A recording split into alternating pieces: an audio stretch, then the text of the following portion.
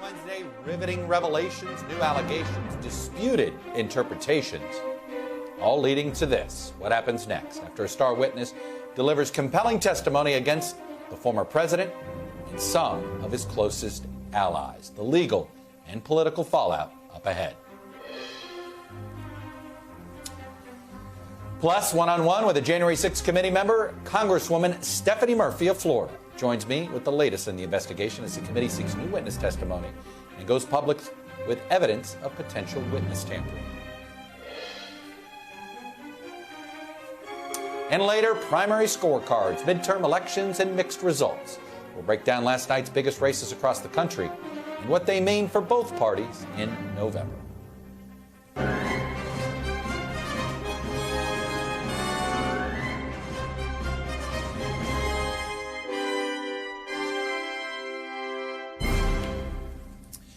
Welcome to Meet the Press Now. I'm Chuck Todd. We begin today with new fallout and new questions facing the January 6th committee, the Justice Department, former President Trump, and his former aides in the wake of yesterday's dramatic testimony from former White House aide Cassidy Hutchinson, laying out evidence that Trump wanted to lead an armed mob to the Capitol himself on January 6th. And while some key details of her testimony are being disputed, the crux of what she and the committee said took place is not. Again, that the President of the United States wanted to lead an angry and armed mob to the Capitol himself on January 6th and became irate when the Secret Service wouldn't allow it.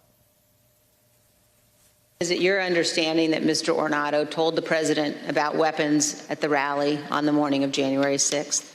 That's what Mr. Ornato relayed to me. And just to be clear, so he was told again in that conversation, or was he told again in that conversation that people couldn't come through the mags because they had weapons? Correct. I overheard the president say something to the effect of, I don't effing care that they have weapons. They're not here to hurt me. Take the effing mags away. Let my people in. They can march to the Capitol from here. Let the people in. Take the effing mags away. You heard the president say the people with weapons weren't there to hurt him and that he wanted the Secret Service to remove the magnetometers. That's correct. Tony described him as being irate. The president said something to the effect of, I'm the effing president, take me up to the Capitol now. To which Bobby responded, sir, we have to go back to the West Wing. When we got back to the White House, he said he wanted to physically walk with the marchers. So that's my recollection. He wanted to be a part of the march in some fashion. Folks, Hutchinson's testimony was a bombshell, and it may have even more significance if it can draw out additional witnesses that end up corroborating key details of her story or fill in even more gaps. Right now, a few particular details of her testimony are being disputed. The Secret Service has indicated it has people willing to testify under oath that will dispute Hutchinson's specific account of what she was told about an actual physical altercation between President Trump and his security detail in the key moments from the ellipse back to the White House on January 6th. A former White House lawyer is also publicly pushing back on her testimony about who authored a note from a meeting of advisors. And a spokesperson for Trump's former Chief of Staff, Mark Meadows, is pushing back on her claims that he sought a pardon. And while those details are relevant and important, the disputes are parsing of words. You've got to be careful with how these things are being disputed. They're almost disputing the color of the curtains type of dispute, not the larger narrative, because right now the disputes seem ancillary to the fuller picture of what was painted inside that West Wing on January 6th. Big picture meaning that Trump knew rallygoers were armed when he told them to march on the Capitol. Hutchinson described that Trump's lawyers, the White House lawyers that is, had pushed back at speechwriters in order to get them to tone down the rhetoric for his speech at the ellipse on January 6th because they were concerned about a host of legal concerns. And of course, we saw that day he did not listen to his lawyers. In my conversations with Mr. Hirschman, he had relayed that we would be foolish to include language that had been included at the president's request, which had lines along to the effect of fight for Trump. We fight like hell. And if you don't fight like hell, you're not going to have a country. We're going to march to the Capitol. I'll be there with you. And after this, We're going to walk down, and I'll be there with you. Things about the vice president at the time, too. All Vice President Pence has to do is send it back to the states to recertify, and we become president, and you are the happiest people. Both Mr. Hirschman and White House counsel's office were urging the speechwriters to not include that language. And it's also worth noting that yesterday's hearing opened up another potential avenue of prosecution if the Justice Department so chooses. Witness tampering. This is a call received by one of our witnesses. Quote, "A person let me know you have your deposition tomorrow. He wants me to let you know he's thinking about you. He knows you're loyal and you're going to do the right thing when you go in for your deposition." I think most Americans know that attempting to influence witnesses to testify untruthfully presents very serious concerns. Needless to say, we have a lot of fallout to talk about. A lot of questions still remain to be asked. And as I mentioned, we're going to speak with a member of the January 6th committee in just a moment. But let's get things started with NBC's Ali Vitale. She was in the room during the hearing yesterday and has been reporting on the fallout and the pushback all day. She joins us now from Capitol Hill. So, Ali, let's talk about how is the committee defending Ms. Hutchinson's testimony from there's three specific areas of dispute: the Secret Service incident, Mr. Hirschman's memo, and the Mark Meadows pardon. Yeah, there's those three buckets there, and I think the key point that the committee and others would point out is the fact that this pushback is happening sometimes anonymously, sometimes through spokespeople, all of it going up against the testimony of a young woman who gave this testimony under oath in front of the committee. That's why the committee is saying, okay, fine, if you would like to come and give your side of the story, you can do exactly the same thing. Come sit before us and testify under oath.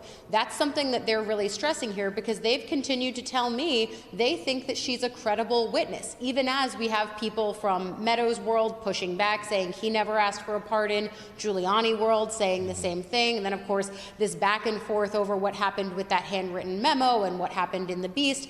I do think that the significant part of this is that while there's pushback over some of the details, the broad and overarching idea that Donald Trump wanted to go to the Capitol knowing that the people in the crowd were armed and potentially dangerous, maybe not towards him, but towards other people, that's not in dispute here. The thing that's in dispute here is, while stunning, the idea that he grabbed at a steering wheel and lunged at his top security official, that might be in dispute. But the general idea that he knew what was happening that day on the Ellipse, that he was referencing going to the Capitol, and that he wasn't doing enough when the Capitol was under attack, that's not being argued about here, Chuck. So, Ali, so some of the key players here. You have the Deputy Chief of Staff, former Secret Service lead, Mr. Ornato. They have that deposition. We know that. Mr. Hirschman has already been deposed. They know that. Do we have any indication if the committee knew, before talking with Ms. Hutchinson, if the committee knew from these two depositions that the president was irate in that limousine? Yeah, they know that he was irate in the limousine. I think that that's why it's not like Hutchinson's testimony came out of nowhere to them. I mean, they knew what they were saying. I know that we say this is not a court of law, but there are lawyers on that committee. And as the daughter of lawyers, I can tell you the lesson I had growing up was you don't ask questions that you don't already know the answer to at the end of them. So they knew exactly what Hutchinson was going to say there. And I think that's why Chairman Thompson's plea at the end of the hearing, and you heard that biting edge in his voice. I've heard that dozens of times here in the halls of Congress. If you have some newfound memories or recollections, or maybe some newfound courage based on what Hutchinson said here today, please come talk to us. I do think that that was the open question, because what we've seen in past hearings, Chuck, is they make these bombshell allegations and then they'll put in some underlying evidence to bolster what the witness was saying. Yesterday, that was missing. It doesn't mean that what Hutchinson was saying wasn't true. She testified to that under oath. But at the same time, it was missing that next step, that 1-2 punch that we've seen in past hearings. And I think that's why we keep hearing them call for people like Cipollone and others. Is Mr. Engel testified or not? Is he on the list? I think that he's very much. Or had he not ever testified? he's on the list, and I think that there were informal conversations happening with him. But again, now the Secret Service is saying they can have those conversations. They should feel free to have those conversations with the committee and go forward and testify under oath. Ali Vitale in Capitol Hill for us. Ali, thank you. I'm joined now by a member of the January 6th committee and someone who knows what is going behind closed doors of this investigation. It's Florida Congresswoman Stephanie Murphy. Congresswoman, I appreciate you coming on. It's great to be with you. All right, let me start with what's being pushed back at Ms. Hutchinson. There are three. I basically asked our reporter the same question. So I want to start with that meeting, whatever happened inside the limousine.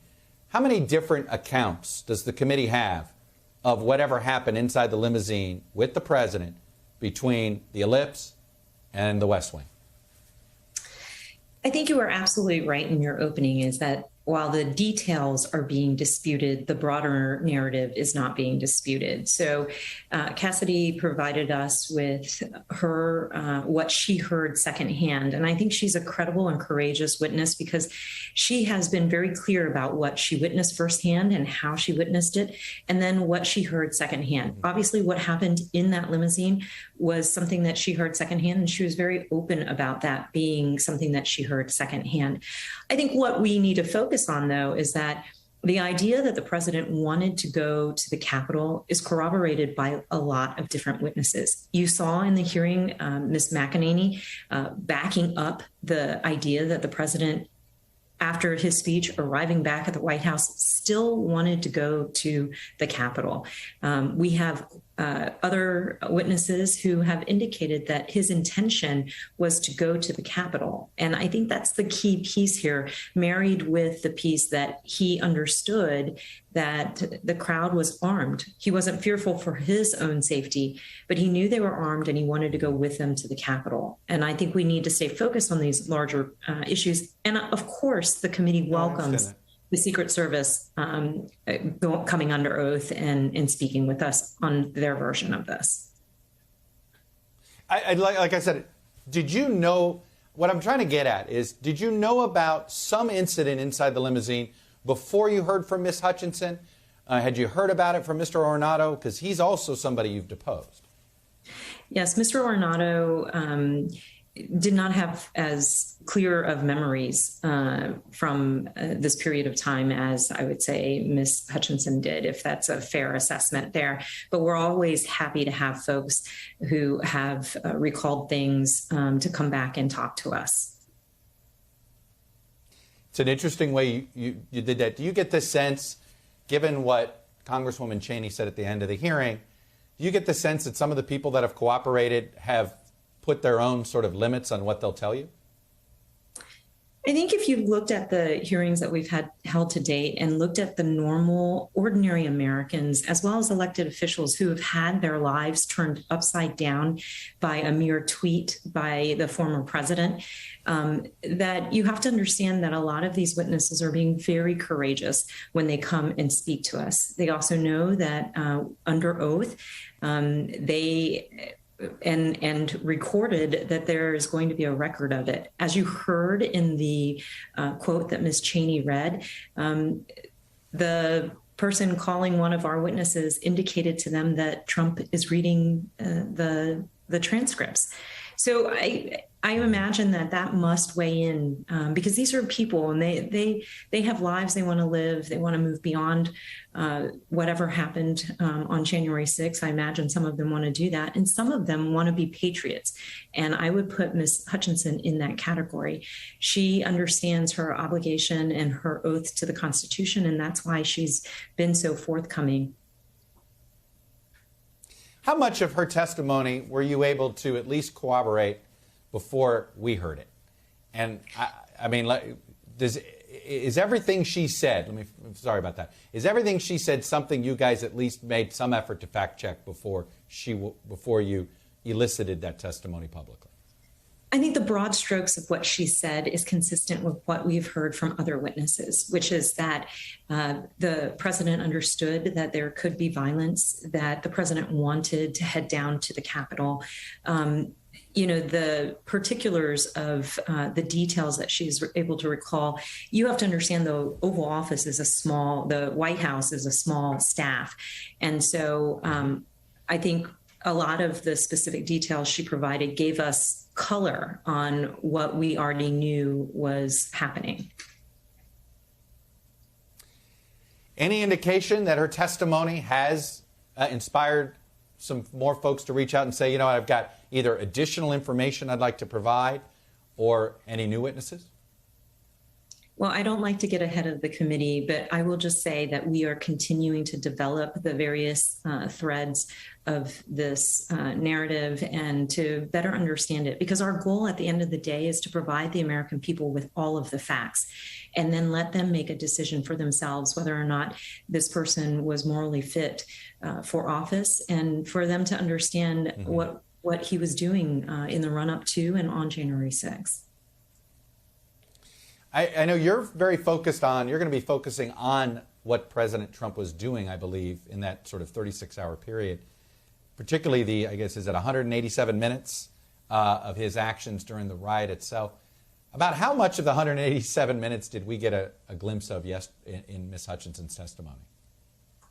You got some glimpses of it, but there's more information, and we will continue to unveil that as these hearings move forward. I think it's really important for folks to understand what was happening both on the Capitol as well as in the White House and in the other departments and agencies that were relevant on January 6th. And we're going to try to take you into the room for a lot of those conversations. The issue of witness tampering, is this something you're going to, this feels like something you almost need the Justice Department's heft, right? There's some things Congress can't necessarily have sole power to investigate or deal with, correct? As Ms. Cheney said, we as a committee need to have some discussions about how we move forward with this. But what I will say is that the committee takes it very seriously when there are attempts to influence witness testimony under oath in front of a congressional investigation. Well, I guess I would say is, do you believe this witness tampering has crossed the line into criminal behavior? I always let the determination of whether or not criminal activity has occurred or whether or not a criminal investigation needs to happen. I leave that up to the Department of Justice. I'm not interested in playing a lawyer or a judge or a jury on cable news. Right. And finally, Mr. Meadows, are you guys still actively negotiating with him or not? We really hope that he would come to the committee and share his perspective. And as so many witnesses who have participated in our depositions, it allows us to get the broadest range of perspectives and information as necessary. Those people who choose not to cooperate with the committee, it's not as if they're not a player in this, but they just have somebody else describe their actions and their motivations. And so I think it's in their best interest, as well as in the best interest of the American people, for them to come forward. And I would include Mr. Meadows in that category. I assume we see Ms. Hutchinson again, considering what she knows about those minutes and those hours in January 6th, or are we not going to hear from her in a public setting again, as far as your committee is concerned?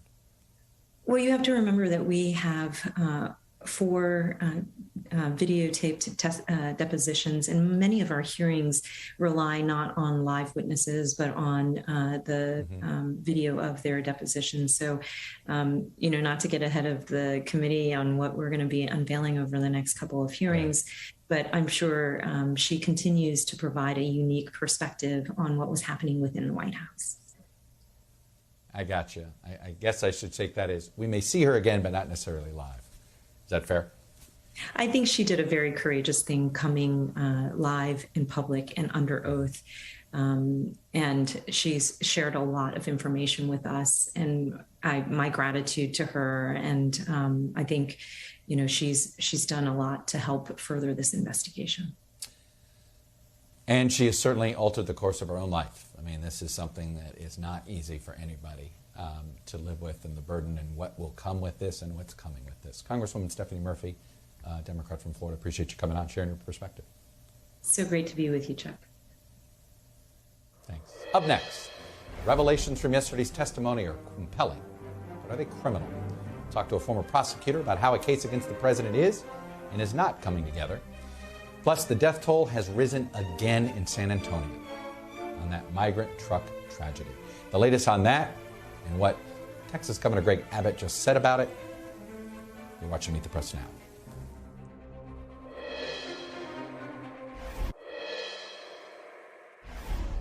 I think most Americans know that attempting to influence witnesses to testify untruthfully presents very serious concerns.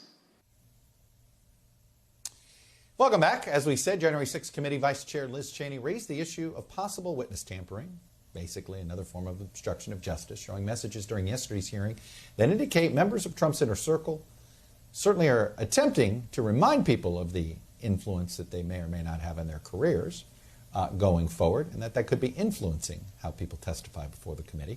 That could open up yet another legal avenue for the Department of Justice to pursue when it comes to criminal charges for the president or his inner circle. So joining me now is a former federal prosecutor, now an NBC News legal analyst, Carol Lamb. Carol, I know there are four various buckets to go at Trump, anywhere from more direct about the insurrection itself and overturning the election to more indirect, like fundraising fraud, witness tampering.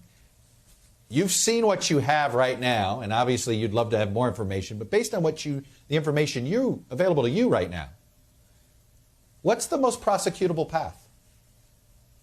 Wow, such an interesting question, Chuck, because as a former prosecutor, as you said, of course, I want to see everything, and I don't for a second think that we've, as a member of the general public, have seen everything. I have to say that the witness tampering charge is very interesting, but we just don't know enough about it. I think that what Representative Cheney showed yesterday in the hearing was certainly very disturbing. It was a transcript of what a couple of witnesses have told the committee about some unnamed people in the Trump organization reaching out to them and saying things that, if this could be proven and the witnesses are credible, it's pretty close to a witness tampering charge. But what we don't know is if former President Trump had anything specifically to do with it. We haven't seen any evidence regarding that, so that remains to be seen.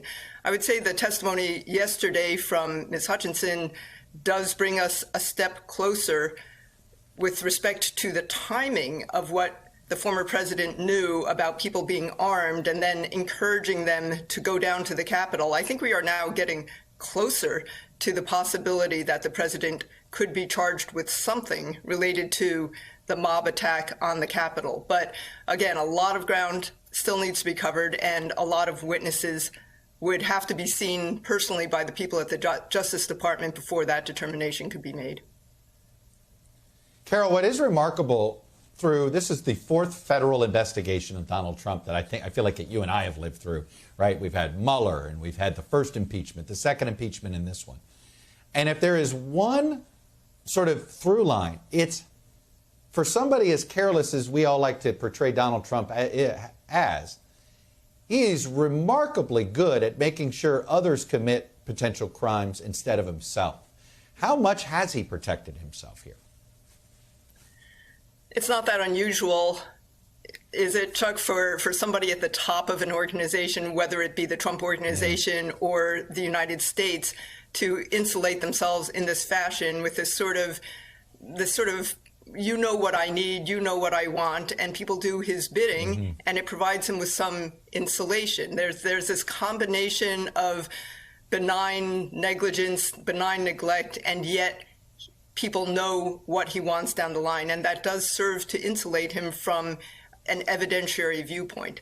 So it's not that unusual. You hear this with respect to mob organizations all the time, and this probably won't be the first time I bring up an analogy to the mob, but that is simply not that surprising. And the difficulty is that the Justice Department, with the very high burden of proof that it has to meet, they do look for that direct line. They do have to have very clear evidence that ties the former president directly to whatever harm it is that they're alleging took place.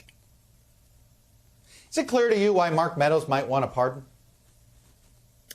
Well, if you were to if I were the defense attorney for any of these individuals who have reportedly asked for a pardon, I would say, well, obviously the country is very divided, people are very angry, and who knows what the Democrats might decide to do when the next administration moves in. So I better just protect myself by having a pardon. But as it's been pointed out many times, I don't think that you or I wake up in the morning and say, you know, I think I need a pardon. You have to have been involved in something that you had to have some reservations about before you start going down that road. And I think that that's pretty obvious what occurred here. By the way, Carol, and this is I've been meaning to ask any expert on this. Is it possible the president could have handed out a pardon to somebody and they've pocketed it and not brought it out yet? Or is it one of those things that we'd all know if one had been issued? The pocket pardon theory, I think, is an interesting theory. I did look into it to some extent. I don't think it's a realistic theory because I think that there does have to be some process where it has to have been viewed by certain offices within the government and signed off on. I can't swear to that, but I don't think it's a realistic possibility here. Carol Lam, former U.S. attorney. Like I said, I think we've gone through 4 federal investigations of Donald Trump these days on this side of things. Thank you, Carol. Appreciate your expertise. Thank you. And if it's Wednesday, it means we got a new set of election results to pour over, where both parties stand halfway through primary season, and how the January 6 hearings are impacting the midterms. A lot of January 6 committee voters for yes survived yesterday. You're watching Meet the Press Now.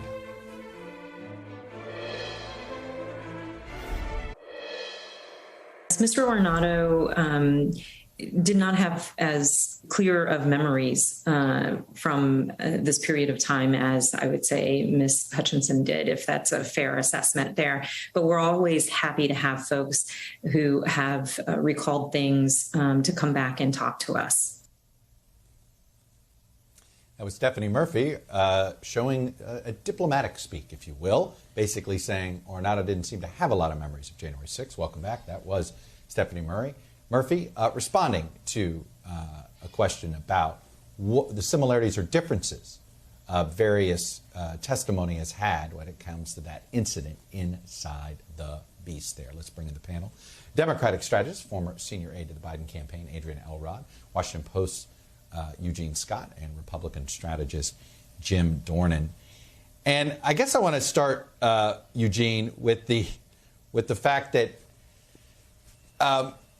we've spent the day, what does it say that the day after her testimony, the specific back and forth has to do with details of an incident, but look, about the biggest back and forth dispute that is, to me, of substance, is the dispute that Mark Meadows claims that he's never asked for nor thought of asking for a pardon.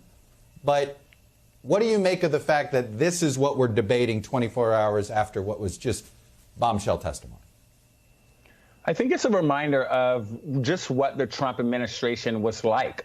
People seem to not remember some of the details of just how chaotic and concerning when it comes to ethics that it was, even for some other conservatives. And this testimony gives us a bit of a window into how many of our conversations weren't about policy and detail, but about norms and behavior and values. And the question, I think, the question many people are asking right now when they go to the polls for midterms and, think towards the next presidential election even is this something in a time that voters want to go back to? Are these concerns and questions people might want to find themselves entertaining even 4 years from now? Jim, explain the pressure in Republican political circles these days, where even if you're not in the circle, what happens if you openly defy Trump world? I think the implications are less now, and I think they actually decrease on a weekly basis. I think we're seeing that in the primaries and how Trump's influence is kind of waning with each week that passes. So, I mean, there is a certain amount of pressure, sure, but I don't feel anywhere the pressure I felt a year ago having to defend some of this stuff. That's for sure. And I think a lot of my colleagues feel exactly the same way. Adrian, I'm tempted to ask you, tell me what the 2016 campaign staff in Clinton world thinks right now when you see all of this. And I mean, I say this, it's like, I know we're beyond told you so, but take me inside of those conversations. Well, it probably won't surprise you, Chuck, to know that there's been a lot of text messages, a lot of text chains going on in the last few days about this. Mm-hmm. But I think really yesterday with Ms. Hutchison's really compelling, credible testimony and just really having a glimpse. I mean, we've read, third-hand news sources about what it's like in the Trump war, but what it was like on that day. But to actually hear directly from someone who was in the room, who was around Donald Trump, who was around Mark Meadows, who was around some of these Trump acolytes, and of course him himself, to really get an understanding of what happened on that day, how erratic, how unhinged he was. Things, as you know, Chuck, that we talked about all the time in 2016 before Election Day, and it didn't seem to matter to a lot of voters. But to actually understand what it was like, it's just another, stab in the heart, frankly, because, a lot of us believe we could have had, one of the most incredible presidents, if not the best president ever in 2016. So here we are with him. But there's also a little bit of I told you so going on, too. I mean, things that we knew to be true, ways that he handles tough situations or situations that don't curry to his favor. Mm-hmm. We knew that that's how he acted. So to actually hear it, for the American people to see it on network television, millions and millions of eyeballs were on that yesterday. It was very satisfying, I guess, to some extent. Jim, what are we to make of the silence from Senate Republicans? I mean, other than a bizarre emoji from the committee Lindsey Graham chairs, not even in Lindsey Graham's name, it has been stunningly silent. So I think among the elected officials, there's the pressure that you kind of referred to before in your last question. So, but I mean, listen, you've got people like John Thune and John Cornyn and a lot of leadership and not what I would call hard Trump right guys who are willing to step out of it from time to time. I think that also, Mitch McConnell is a very, very cautious guy when it comes to Trump, as he should be. And I think they're kind of in wait-and-see mode right now, waiting to see what happens. Now, I agree that yesterday was absolutely devastating. And, the fact that they're attacking this poor woman the way they are tells me that there's a lot of truth to exactly what she said. Eugene, I had a Trump world person say to me, yesterday was bad, but we got the 4th of July coming. This will fade. What do you make of that? Well, it will fade to Trump supporters and Republican voters, assuming that this even is something that's being covered in the media outlets that they prefer. I mean, we know that many Republicans are so bought in at this point that they do not open themselves to any type of new perspective or information that could provide any window into what happened on January 6th that so many other people outside of their bubble find problematic. Also, there's no need to worry when you know that the majority of the people that back Trump do believe his false election claims. And so there's reason to believe that they could perhaps have supported all of this behavior and this, plan to move forward to overturn an election that was fair and just. And so this individual probably was right. But I think it's important to realize that most people are not Republicans and certainly not Trump supporters. All right, let me pause here for a moment. Let's bring last night's election results to the foreground here. Turned out to be a bit of a mixed bag for both Trump loyalists and Democrats. that were looking to pick their preferred opponents in various aspects of Republican primaries. I sort of view yesterday was sort of a zombie election. It was sort of like huge monumental things happened, but too recent to have an impact on what happened yesterday. But let's get through these results. So in Illinois, you had State Senator Darren Bailey winning the Republican gubernatorial nomination after Democrats spent nearly $50 million to torpedo a candidacy of what many thought was a more electable Republican in Illinois, Aurora Mayor Richard Irvin. By the way, Richard Irvin finished third. Trump endorsed Bailey late in the game simply so that he could look like he's endorsed another winner because Bailey had already taken a lead in the polls. It is J.B. Pritzker that deserves the credit for Bailey more than it is Donald Trump. However, Democratic meddling did not perform so well in Colorado. Businessman Joe O'Dea beating far-right election-denying State Representative Ron Hanks for the Republican Senate nomination. O'Dea will now take on Democratic Senator Michael Bennet, not the matchup Colorado Democrats wanted. A couple other election deniers fell short in Colorado as well. It tells you sort of, I think, a lot about where the Colorado Republican Party is.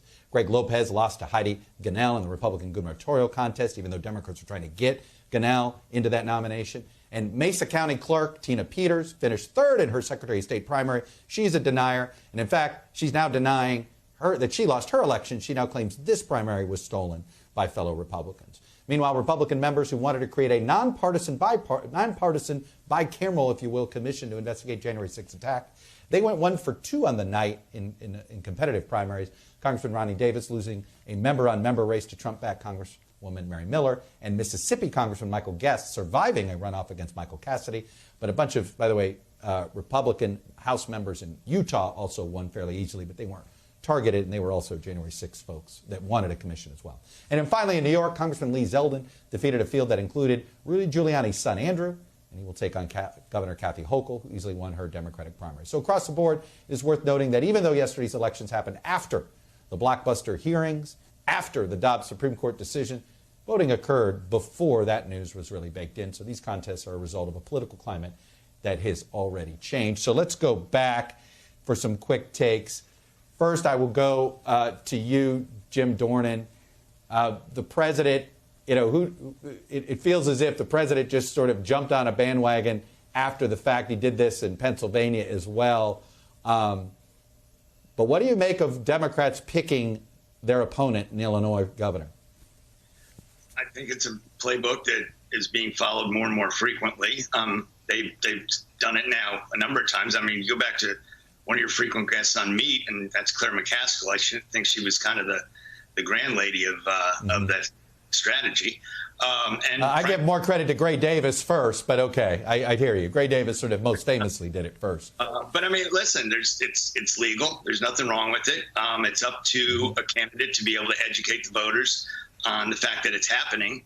I will tell you, in Maryland right now in the governor's race is that the Hogan choice, Kelly Schultz, is kind of letting people know that the Democrats may come in for Dan Cox, the Trump-backed candidate, and that it's going to be the Democrats that are going to start pushing it. So they're kind of inoculating themselves right now, trying to do that. I think it's a very legit strategy. But if you expect it to come, and you be prepared for it. Adrian, Claire McCaskill admitted to me on one of those roundtables that she is of two minds on pulling for these Trumpies, sort of Trump, election denialists in these primaries, because she realizes the environment's not so great. So all of a sudden, be careful what you wish for, and these people could actually win. Where are you on this strategy? Yeah, I mean, Chuck, in 2016, you covered that campaign consistently. There were times where we wanted Donald Trump to be our opponent. There were times that we wanted somebody like Marco Rubio, somebody more moderate, to be our opponent. So like you said, you've got to be careful what you wish for and who you wish for as your opponent. But I think in this circumstance, we are seeing, especially in some of these moderate states, purple states like Colorado. I mean, I guess in my view, unfortunately, some of these election deniers did not become the Republican nominees, because I think in a state like Colorado, those people are not going to win. They're going to have a much more difficult time in perhaps a more conservative state. So again, you got to be careful what you wish for. But, I think it's a smart strategy. And these guys are looking at their polling data, and they know who the best opponent is for them to run against. And that's where they're putting their money. Yeah. I think Colorado, a lot of independents vote in primaries, so it's not doesn't get as extreme on either side sometimes. Eugene, very quickly, there's a fascinating trend going on. Democratic numbers are improving in a lot of 2022 races. Joe Biden's numbers are not. Has Roe successfully sort of made Biden less relevant to the midterms? I don't know that he's less relevant to the midterms. I think it's important to remember that Biden will not be on the ballot this fall. I know lots of people like to think that he will be, but there are people, candidates, should we say, in these races who are trying to make it very clear that if they get supported by voters, they will act in ways and push forward ideas and policies that are consistent with what voters are asking of them. And so they are trying to separate themselves from a, pretty unpopular administration. And it seems to be working with some voters who have more confidence in their elected officials than the president. Yeah, this is the reminder of polarization. Some of the old rules to politics don't apply when everybody is this amped up about voting against rather than voting for. Adrian, Jim, and Eugene. It was a remote panel, but it was a terrific panel. Thank you all. Still ahead, June is Pride Month, but the LGBTQ plus community seeing their rights under fire. President and CEO of GLAAD, the organization fighting for representation, weighs in on the community's recent progress and the setbacks. You're watching Meet the Press now.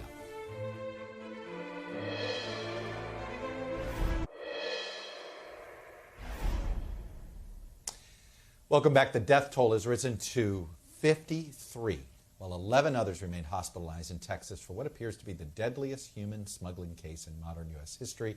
A memorial is growing along the San Antonio Road where the bodies of dozens of migrants were discovered in the back of a tractor trailer Monday evening. 3 people are under arrest, including this man, who, according to Mexican immigration officials, captured on camera at U.S. Customs and Border Patrol inspection point. They say he pretended to be a migrant to avoid arrest. So joining me now is NBC correspondent GLAAD Venegas. He is in Eagle Pass, Texas, where Governor Abbott just finished up a press conference. And let's start with accountability and whether where the manhunt is going for this gentleman who apparently was the smuggler, number one. And boy, how bad is the political back and forth getting with this? Well, Chuck, we're still waiting for U.S. officials to confirm that this man is in fact the suspect. We first heard that there was a suspect in the hospital from Mexican officials in San Antonio last night. They spoke at the consulate stating that one of the people that were taken to the hospital was in fact a suspect. Then this morning, the president, along with other immigration officials in Mexico City, revealed most of the details that we learned today of that investigation, sharing that photo that you mentioned. They also shared the route that the truck would have taken from Laredo, Texas, as it crossed 2 Customs and Border Protection checkpoints, one of those being where he was photographed. And then, as you said, they informed that the man had pretended to be one of the individuals inside that cargo truck. Now, this isn't something new for smugglers to sometimes, when they're detained, to pretend to be one of the people that are being smuggled into the country. That's all we know, again, from Mexican officials. Meanwhile, we did learn that 2 individuals in the U.S. were detained and have been charged. These 2 individuals were found after they linked an address to the truck. Officers went to that address and they found 2 Mexican nationals. They've been charged with possession of a firearm, but still nothing specifically connected to smuggling or to this case. So we're still waiting for more details. Meanwhile, the governor had a press conference here. He had been criticized, Chuck, because when this happened Monday night, the first thing he did was go to social media and blame President Biden for what happened, for the deaths of these individuals inside that cargo truck. And today, he placed the blame again on President Biden, and he informed that he is using more state resources to patrol the border here in Texas, Chuck. GLAAD Venegas on the ground for us in San Antonio. No matter what your opinion is on the immigration issue, this is a tragedy that we need to figure out how to prevent in the future. Thank you, GLAAD. Before we take a break, I also want to take a moment to honor a longtime true American hero, Herschel Woody Williams. If you don't know who he is, get to know him. He was the last living World War II Medal of Honor recipient. He passed away today. Williams earned that Medal of Honor for actions during the Battle of Iwo Jima. With his unit under heavy machine gun fire from Japanese forces in highly fortified bunkers, Woody Williams went alone into enemy territory again and again. He used a flamethrower to wipe out multiple enemy positions, and only returning to the American positions to resupply. At one point, Williams climbed on top of a Japanese bunker and fired his flamethrower into an air hole to stop the troops inside who were firing at the Americans. Those actions saved the lives of many of his fellow Marines and cleared the way for American tanks to join the fight. Williams received the Medal of Honor from President Truman in October of 1945, quote, for conspicuous gallantry at the risk of his life above and beyond the call of duty. In 2020, the Navy commissioned a warship in his honor, the USS Herschel Woody Williams. Herschel Woody Williams was 98 years old.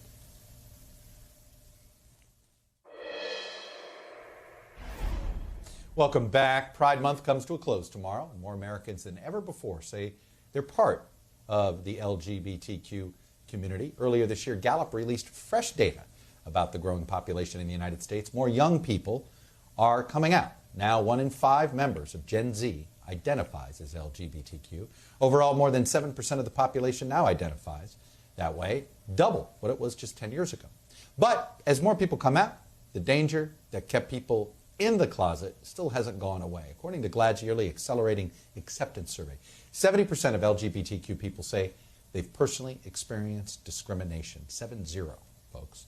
That is up 11 percentage points from last year. And it's up a startling 24 percentage points from 2020. That discrimination is arguably coming at a legislative level.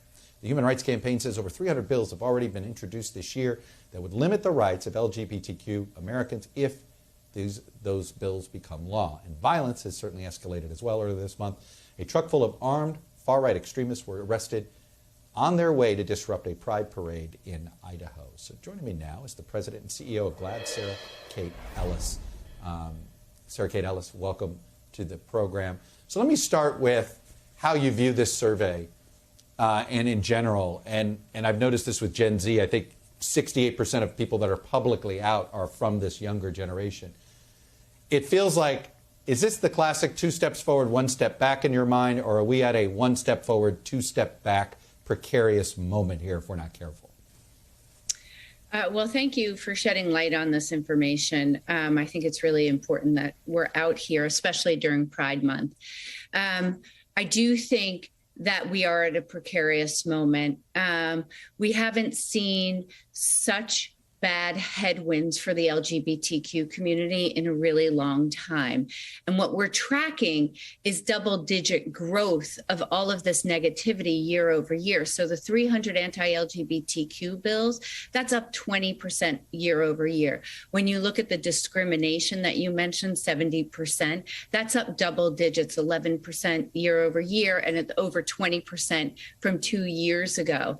When you look at people within our community, transgender and gender nonconforming folks who don't feel safe in their own neighborhoods, walking around in their own neighborhoods, that's over 50%. So what we're seeing is a growth in the wrong direction here. And, one thing that I think is really important too is that all of this anti-LGBTQ sentiment, whether it be through the legislative world or it be through the rhetoric that a lot of these politicians are pushing out there and then is getting picked up and amplified through social media, has a direct impact, especially on our youth in the LGBTQ community. Chuck, you mentioned that our youth are identifying proudly as LGBTQ in record numbers, right? 20%, according to the Gallup poll. What you didn't mention is that the CDC also reported that 1 in 4 LGBTQ youth last year attempted suicide. And I think when you see what's happening to the kids because of this environment that is being wrongfully created, it's just a disgrace, and it's heartbreaking. Yeah. This feels, look, I want to dive in on this specific portion here. It does feel as if that it is teenagers in the community that are being used as the political pawns right now, right? Whether it's dictation of what can be said in schools, what books can be in libraries, and all of this. What is the GLAAD's plan of action here to push back? Is it on the electoral front? Is it legislative? Where do you think you can have the most impact to sort of blunt this what's been going on? I think it's on all three fronts, which is legislative. We've got to move the Equality Act forward. This is a piece of legislation that's sitting with the Senate that can actually protect the community, because our community is not protected. And if we point to Roe v. Wade and Thomas's second opinion on that, where he points right at Lawrence, which is our intimate relationships and criminalizing LGBTQ relationships, and Obergefell, which is our marriages. We can see there's a straight line between Roe v. Wade and the decisions that have been made to protect us that are fragile, really fragile. So I think there's a legislative move. I think that the elections, I say this every year and I mean it every year, it doesn't change, but our lives are on the line as a community. It is very important that voting is a part of our identity, not just an action that we take, that we are voters as much as we are wives and husbands and children and mothers. We are voters, and we need to use that political power and clout, because when we do show up at the polls, it makes an enormous difference. And thirdly, we need to humanize our community, because there is such a rhetoric campaign right now against our community that we need to show more stories. You know, kids, my wife and I have twin 13-year-olds. When they were little, if they lived in Florida as of Friday, there couldn't be a book that had two moms in it to show their family. Right. They would have to be quiet about their family. So I think it's on all three fronts. Sarah Kate Ellis, President and CEO of GLAAD. A lot more to get to. Unfortunately, I'm up against the clock, but I appreciate you coming on and sharing your perspective with us. And thank you all for being with us this hour. I'll be back with more Meet the Press Now tomorrow. NBC News Now's coverage continues with Tom Costello, who is sitting in for Allie Jackson. Thanks for watching our YouTube channel. Follow today's top stories and breaking news by downloading the NBC News app.